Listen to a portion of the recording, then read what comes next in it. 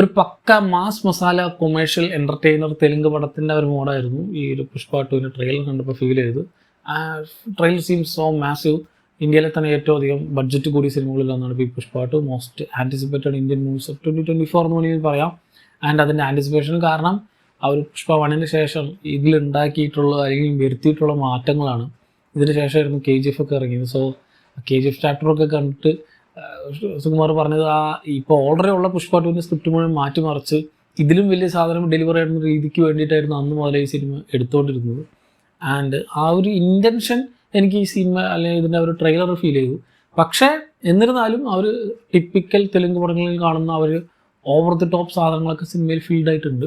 അതെങ്ങനെ സിനിമയിൽ ബ്ലെൻഡ് ആവുന്നുള്ളത് കണ്ടു തന്നെ അറിയണം. ആദ്യത്തെ പുഷ്പ എന്നൊരു പടം ഒരു ഓക്കെ മോഡലുള്ളൊരു മൂവിയാണ് എനിക്ക് പേഴ്സണലി. ഇതേപോലെ തന്നെ ഓവർ ദി ടോപ്പ് സാധനങ്ങൾ ഉണ്ടെങ്കിലും ആ സിനിമയ്ക്ക് ഒരു പ്രത്യേകതരം സ്വാഗ് ഉണ്ടായിരുന്നു.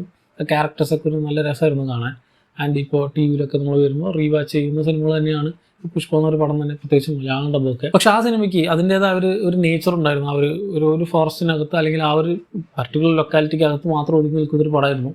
പക്ഷേ ഇത് അതിൽ നിന്ന് എക്സ്പാൻഡ് ചെയ്ത് ട്രെയിലർ ചില സീക്വൻസുകളൊക്കെ കണ്ടപ്പോൾ എവിടെയോ ചൈനയിൽ സിംഗപ്പൂരൊക്കെ പോയിട്ട് ഈ ഒരു ക്യാരക്ടർ പോയി നിൽക്കുന്ന പോലെയൊക്കെ തോന്നുന്നുണ്ട്. സോ KGF തന്നെ അല്ലെങ്കിൽ അതേപോലത്തെ ഒരു സാധനം തന്നെ വേണം എന്ന് രീതിയിൽ മൈൻഡ് സെറ്റോടെ എടുത്ത പോലെ തോന്നുന്നുണ്ട് പല സമയത്തും ഈ ഒരു പടം. സോ അത്രയും ഇതിനു മുമ്പ് പല സിനിമകളും KGF ചാപ്റ്റർ 2 കണ്ട് ഇമിറ്റേറ്റ് ചെയ്യാൻ നോക്കിയിട്ട് ഉണ്ടായ അവസ്ഥകളൊക്കെ നമുക്കറിയാം. ഇതിനെന്താ അവസ്ഥ എന്നുള്ളത് നമുക്ക് കണ്ടു തന്നെ അറിയണം. പക്ഷേ ട്രെയിലർ കണ്ടപ്പോൾ അറിയില്ല എന്താവുമെന്ന്. സെക്കൻഡ് പാർട്ട് എന്ന് പറഞ്ഞ് പല സിനിമകളും ഈ റീസെൻ്റ്ലി പുറത്തു വന്ന പല സിനിമകളിലൊക്കെ അവസ്ഥ നമുക്കറിയാം. സോ പക്ഷേ ട്രെയിലറിൽ ഫാഫയുടെ ആ ഒരു അപ്പിയറൻസ്, അങ്ങനെയുള്ള ആ ഒരു അഴിഞ്ഞാട്ടം സിനിമയിൽ ഉണ്ടാവും എന്നുള്ള ഒരു പ്രതീക്ഷ ട്രെയിലർ നൽകുന്നുണ്ട്. എൻ്റെ ആദ്യ സിനിമയിൽ അതിനുള്ള സ്പേസ് ഉണ്ടായിരുന്നില്ല. ഒന്നൊന്ന് ചാർജ് ചെയ്ത് കയറി വരുമ്പോഴേക്കും പടം കഴിഞ്ഞിട്ടുണ്ടായിരുന്നു. സോ സെക്കൻഡ് പാർട്ടിൽ ആ ഒരു മോഡുണ്ട്, അത് പ്രോപ്പറായിട്ട് തന്നെ ഇവർ യൂട്ടിലൈസ് ചെയ്യുമെന്ന് വിചാരിക്കുന്നു, ഫാഫയുടെ ആ ഒരു ഫുൾ പൊട്ടൻഷ്യൽ. സോ ട്രെയിലർ കണ്ടപ്പോൾ ഒരു കാര്യം ഉറപ്പായി, ഇതൊരു മിഡ് ലെവലിൽ നിന്ന് നിൽക്കില്ല. ഒന്നല്ലെങ്കിൽ പടം നല്ല പടമായിരിക്കും, അല്ലെങ്കിൽ പിന്നെ അട്ടർ ഫ്ലോപ്പ് സാധനം, ഒരു മലങ്കൾട്ട് എന്നൊക്കെ പറയില്ല, അമ്മ ഒരു സാധനമായിരിക്കും എന്നുള്ളത് ഫീൽ ചെയ്യുന്നുണ്ട്. സോ എങ്ങനെ ഉണ്ടാവും എന്നുള്ളത് കണ്ടു തന്നെ അറിയണം.